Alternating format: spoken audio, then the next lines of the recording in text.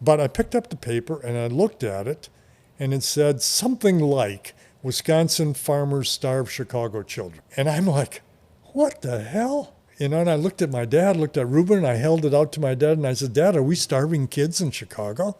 Farmers back in the late 60s, early 70s were getting the heck beat out of them on price. They just couldn't stay in business. My dad, we were struggling. We were never a political family. I never heard Democrat or Republican or anything in our household.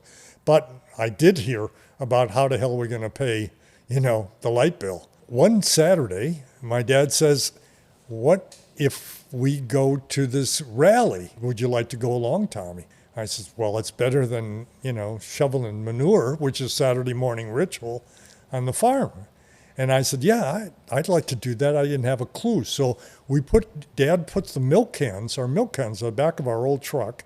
We went up, picked up our neighbor Ruben's cans, and Ruben, Dad, and I went out to this field in Brussels where there was a rally being put on by farmers. And these farmers, as part of that event, started dumping their cans of milk down into this furrowed, plowed field. And I watched this milk and dirt running down as a kid.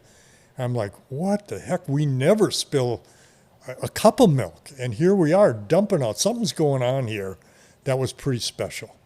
And then there was a couple speakers, and they said, in 2 weeks, if we keep this up, we can get them to the table. So everybody really think deeply about hanging in there with us, right? So everybody got back in their truck, and I went back out to the road where our truck was standing, and somebody drove by in a car and rolled down the window and said, here, you dumb farmers, read this. And the car had an Illinois license plate on, because we get a lot of tourists up in Door County.